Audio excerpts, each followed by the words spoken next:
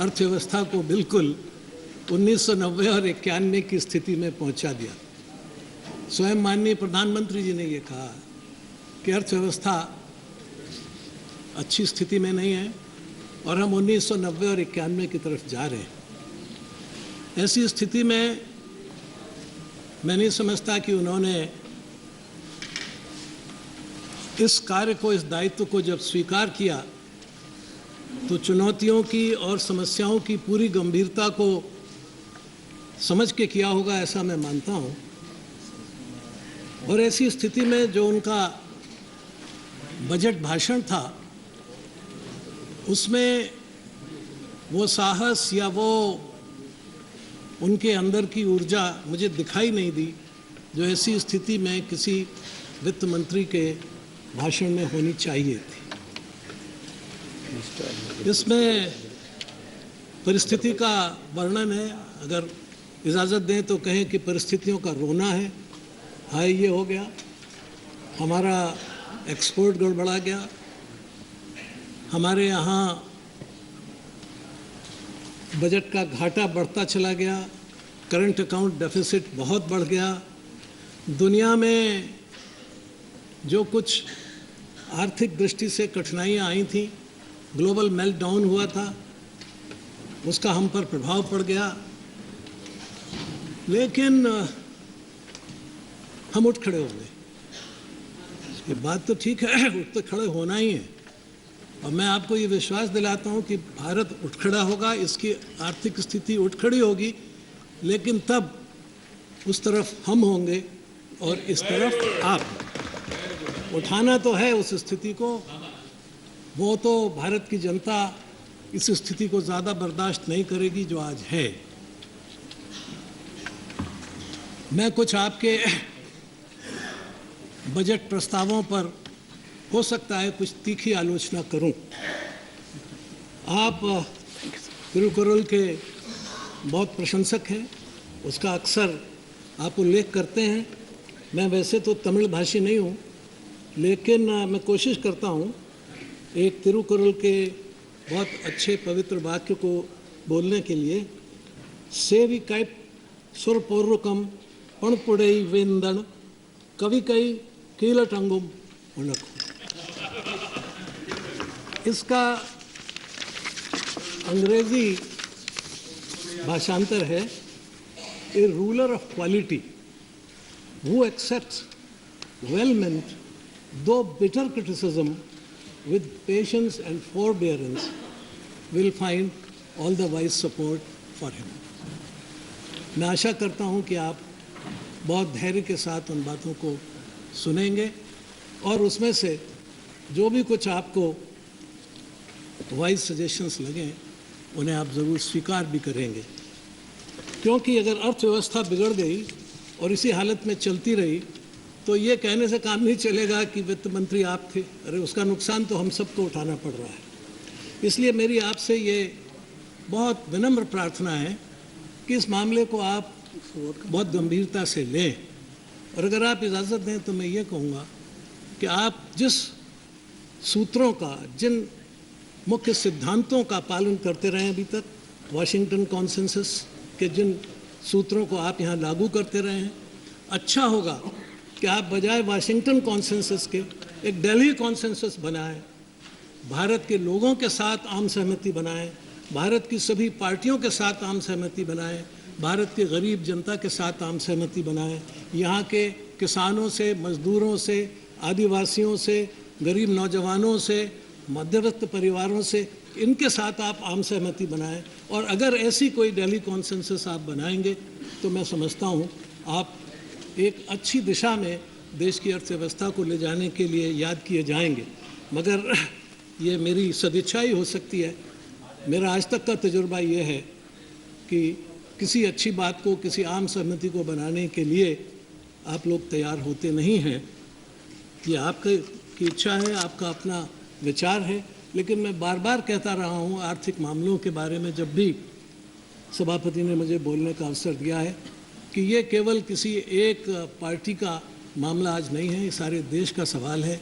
120 से करोड़ से अधिक लोगों के जीवन का सवाल है और हमारे आपके जीवन से ज़्यादा हमारे देश की आने वाली पीढ़ी के जीवन का सवाल है। उन छोटे ददमे हैं नन्हे बच्चों के जीवन का सवाल है जिन्हें आज पढ़ाई नहीं है, भोजन नहीं है, दवाई नहीं है। इसलिए इसको आप एक महत्वपूर्ण विषय मान करके मैं समझता हूँ आगे विचार करेंगे। आप कहते हैं कि हमारा लक्ष्य है higher growth leading to inclusive and sustainable development, और इसे आपने मूल मंत्र बनाया है। अर्थात आप कहते हैं कि ग्रोथ एंड इक्विटी, ये आपका मूल मंत्र है। ग्रोथ का मतलब क्या है? आपने स्टिग्लिट्स का आगे एक उदाहरण दिया है, मैं भी उनका उदाहरण दूंगा, पर मैं आपसे निवेदन करूंगा कि क्या आपने स्टिग्लिट्स, अमर्त्य सेन और फितूसी की रिपोर्ट को पढ़ा? जब यूरोप में मेल्टडाउन हुआ तब फ्रांस के उस समय के राष्ट्राध्यक्ष सरकोजी को ये समझ में आया कि हो क्या रहा है, प्रगति प्रगति, ग्रोथ ग्रोथ, लेकिन यहाँ तो दुनिया बिगड़ रही है, उलट क्या है मामला। There is no well being, there is a growth but there is no well being. तो उन्होंने एक कमीशन बनाया जिसके सदस्य थे अमर्त्य सेन, जो एशिया और गरीब देशों की अर्थव्यवस्था के बहुत ही गहराई से जानने वाले अर्थशास्त्री थे। उसमें थे स्टिग्लिट्स, जिनका आपने उदाहरण दिया, जो अंतर्राष्ट्रीय ख्याति के नोबेल पुरस्कार प्राप्त थे, 2 तो नोबेल लॉरिएट्स थे उसमें, और तीसरे थे फितूसी, जो यूरोपियन अर्थव्यवस्था के बहुत ही प्रकांड विद्वान और बहुत ही नोबेल स्तर के व्यक्ति थे, उनको भी नोबेल पुरस्कार मिल सकता है कभी भी। उन्होंने एक रिपोर्ट लिखी, उस रिपोर्ट की एक एग्जीक्यूटिव समरी भी है, रिपोर्ट बहुत बड़ी है। उस समरी का नाम है mismeasurement of our lives, why the GDP does not add up. हमारे जीवन की समस्त आर्थिक गतिविधियों का ठीक ढंग से मापन नहीं होना। The basic question is about the metrology in economics, indicators, the parameters, and particularly the GDP.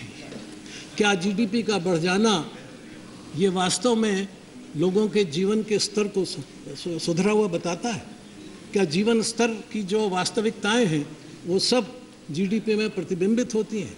ये केवल एक इंडिकेटर हो सकता है, लेकिन ये समग्र जीवन का, जिसको आप कहते हैं ना कि इंक्लूसिव एंड सस्टेनेबल डेवलपमेंट, उसका इसमें कहीं जिक्र होता नहीं है। इसलिए आपका आग्रह है जीडीपी बढ़ाने पर, ग्रोथ बढ़ाने पर, क्योंकि मैंने आपके बजट भाषण को पढ़ा, इसमें ग्रोथ के साथ साथ आपका अर्थ केवल जीडीपी से निकलता है। जीडीपी के अलावा भी कोई ग्रोथ का इंडिकेटर है, मॉनिटर है, इसका इसमें कहीं उल्लेख नहीं है। मैं चाहूँगा कि इस बारे में गंभीरता से बहस होनी चाहिए, देश में, दुनिया में हो रही है, हमारे देश में भी होनी चाहिए, कि वास्तव में जनता की आर्थिक उन्नति का, भौतिक उन्नति का एकमात्र पैरामीटर, एकमात्र इंडिकेटर, एकमात्र सूचकांक क्या केवल सकल घरेलू उत्पाद है?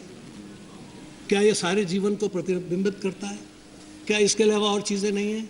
इसलिए जब आप कहते हैं कि हायर ग्रोथ, तो मैं आपसे जानना चाहूँगा कि इस ग्रोथ का मतलब क्या है?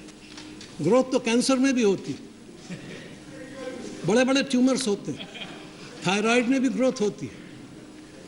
फिर उसको आप कहें कि अब इस ग्रोथ को इक्विटेबली बांट दिया जाए, इज इट पॉसिबल? क्या उसका मतलब है? ग्रोथ माने क्या? Growth without jobs,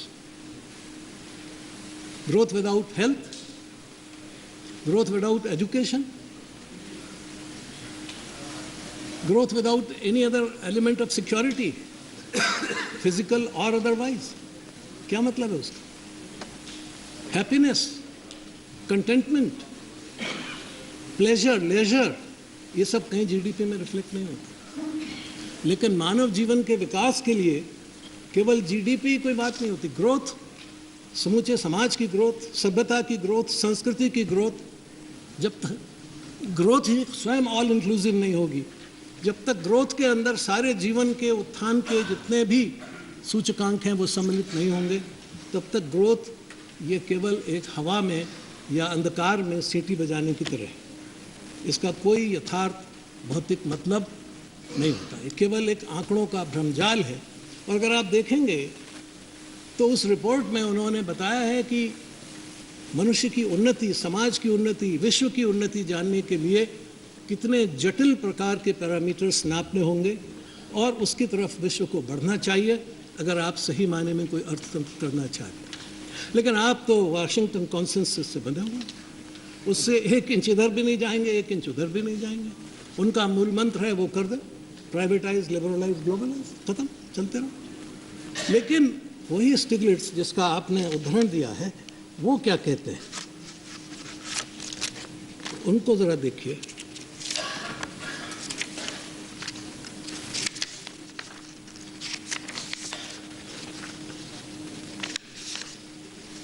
Globalization, like development, is not inevitable, even though there are strong underlying political and economic forces behind it. By most measures, between World War I and World War II, both the pace and extent of globalization slowed and even reversed. For example, measures of trade as a percentage of GDP actually declined. If globalization leads to lower standards of living for many or most of the citizens of a country, and if it compromises fundamental cultural values, then there will be political demands to slow or stop it. I don't find, Mr. Finance Minister, any reference to the culture or values in your entire budget statement. It is devoid of culture. It is devoid of value. It is only a hollow statement, a hollow balancing of the income and expenditure of the government, which any chartered accountant can do it. And therefore, my most humble suggestion to you is, please rise from the role of the chartered accountant and try to become the finance minister. This budget is nothing. आपने क्या किया है? अभी मैं उसके बारे में भी आगे आपसे चर्चा करूंगा। स्टिग्लिट्स और भी आगे चल के कुछ कहते हैं। आप तो फ्री मार्केट और कैपिटलिज्म के विरोधा हैं और स्टिग्लिट्स को कोट कर रहे हैं। स्टिग्लिट्स कहते हैं, there is also a growing recognition that there is not just one form of capitalism, not just one right way of running the economy. There are, for instance, other forms of market economies, such as that of Sweden, which has sustained robust growth, that have led to quite different societies, marked with better health care and education and less inequality. While Sweden's version may not work as well elsewhere, sahi baat, or may not be appropriate for a particular developing country, its success demonstrates that there are alternative forms of effective market economies. And I was happy when the Chinese leaders came and told your party also, don't follow the Chinese system, develop an Indian system. So that is the way you see. The Stiglitz says that there is not hard and set rule, one rule which is applicable to the whole of the world. And that is the real mistake which you are committing in this country. एक planning commission से एक set बनाया और सारे देश पर लागू कर दिया, तो राजस्थान में भी वही करिए और कश्मीर में भी वही करिए, सुंदरबंस में भी वही करिए, केरल में भी वही करिए, ये नहीं चलता है. Therefore, the whole system has to be revalued, reviewed, rechecked, reframed. Perhaps you will not get the opportunity to do that. That may perhaps come on the shoulders of some person sitting on this side. Then he says, and when there are alternatives and choices, democratic political process should be at the center of decision making, not bureaucrats and technocrats. One of my criticisms, that is of Stiglitz criticism, of the international economic institutions is that they try to pretend that there were no trade-offs. A single set of policies made everyone better off, while the essence of economics is choice, that there are alternatives, some of which benefit some groups, such as foreign capitalists.